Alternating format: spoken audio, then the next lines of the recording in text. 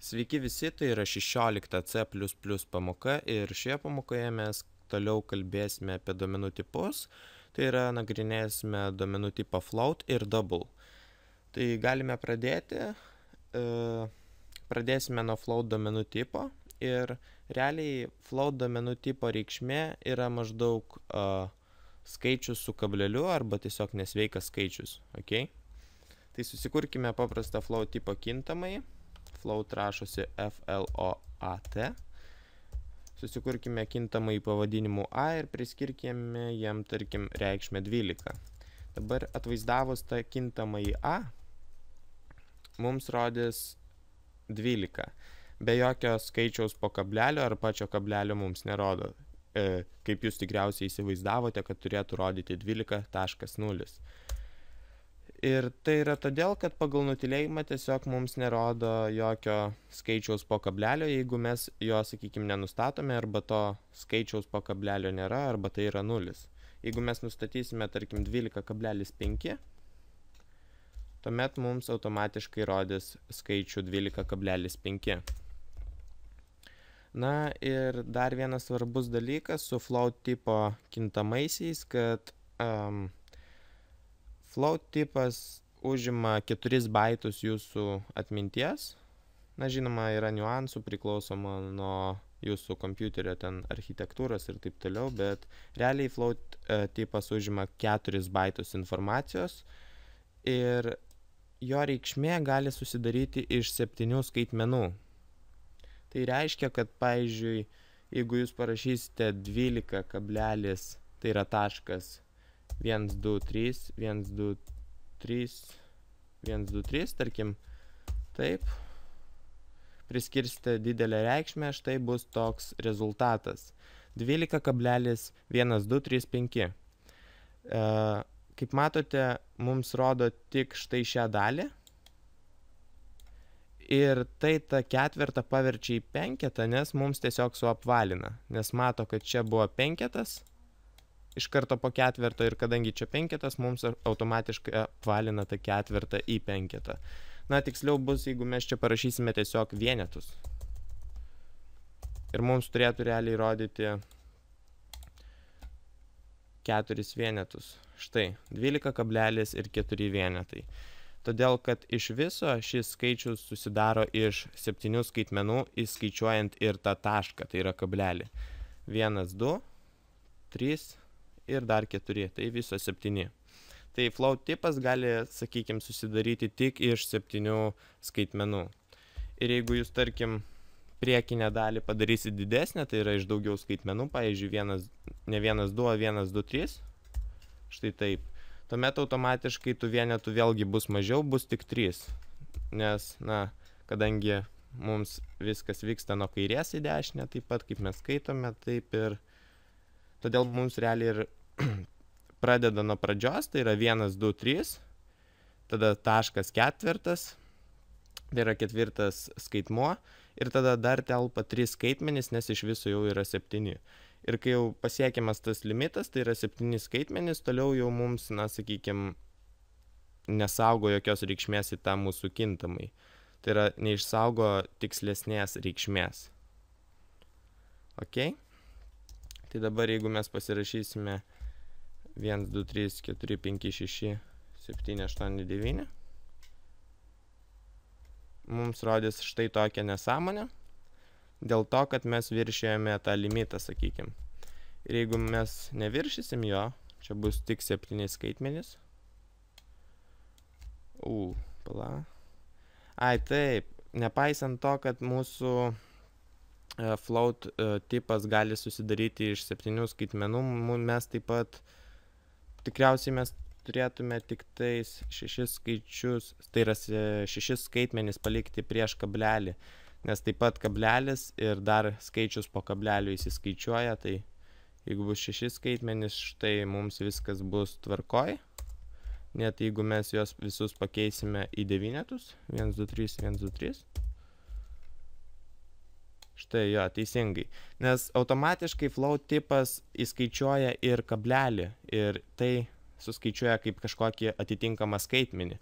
Dėl to mes juk čia patys neparašome to kablelio, o galėtume ir negalime, tai yra ir nebūtina mums rašyti nulio čia po kablelio, nes realiai jeigu mes po kablelio nieko neįrašėme, tai automatiškai C++ supranta, kad ten bus nulis. Ir kaip minėjau, pagal nutylėjimą mums to nulio tiesiog neatvaizduoja, dėl to mums nerodo dabar jokio kablelio ir kažkokio nulio po šio mūsų skaičiaus. Ir būtent todėl mes prieš kablelį negalime rašyti 7 skaitmenų, nes visas float tipo, tai yra visa float tipo reikšmė gali susidaryti tik iš 7 skaitmenų. Tai štai čia gali būti tik 6, nes automatiškai mums įskaičiuos ir kablelį. Ir jeigu mes čia padėsime 5 po kablelio, susikompiliuosime, mums vėlgi rodys nesąmonę, nes dabar, kai mes jau įrašėme kažkokį skaitmenį po kablelio, mums vėlgi rodo nesąmonę, nes mes viršėjome tą limitą, nes 6 skaičiai, tai yra 6 skaitmenys prieš kablelį, kablelis ir 5 iš viso jau yra 8 skaitmenys, o gali būti tik 7. Todėl nutrinus dar vieną skaitmenį prieš kablelį, mums susitvarkys ta mūsų reikšmė ir mums rodys jau mūsų, normalią tą reikšmę. Tai tiek pagrindė su to float tipu. 4 baitai informacijos, tai yra 4 baitai jūsų atminties ir 7 skaitmenys reikšmė. Toliau duomenų tipas double. Jis yra visiškai tas pats kaip ir float, tiesiog dvigubai tikslesnis. Ir galbūt net double tipe telpa mažiau, tai yra mažesnis skaičius, bet jis yra tikslesnis. Tai reiškia, kad double tipo reikšmė gali turėti daugiau tų skaičių po kablelio, sakykime, ok? Tai jeigu sakykime, mūsų float tipas galėjo susidaryti iš 7 skaitmenų, double gali susidaryti iš 15 skaitmenų, įskaičiuojant vėlgi ir kablelį. Tai susikurkime double tipo kintamą į pavadinimu A ir priskirkime jam reikšmę pavyzdžiui 12. Ir vėlgi atvaizduokime tą 12. Ir atsakymas bus visiškai toks pats, vėlgi nerodo to kablelio ir nulio, jeigu tai yra sveikas skaičius, nesvarbu, kad pats tipas yra, sakykime, skirtas tam, kad saugoti netikslius skaičius, tai yra nesveikus skaičius, bet išsaugojus sveiką skaičių į double arba į float tipą, mums vis tiek nerodo to būtent kablelio, jeigu tas skaičius yra sveikas pagal nutylėjimą. Bet vėlgi, jeigu mes įrašysime kažką po kablelio, mums rodys jau pilną mūsų skaičių su visais skaitmenim. Ir kaip minėjau, double tipe telpa 15 skaitmenų. Dabar žiūrėkite, tarkim 12 tai jau yra 2, taškas yra 3 ir dar realiai mums turėtų tilpti 9 skaitmenys. Ne? Nes 3, 12 dar skaitmenų. Tai tarkim prirašykime 1, 2, 3, 1, 2, 3, 6, 1, 2, 3, 9. Ups, kiek čia? 3, 9 ir dar 3 ir bus 12 plus taškas 13 plus 1 ir 2 bus 15. Tai tiek mums telpa į double tipą.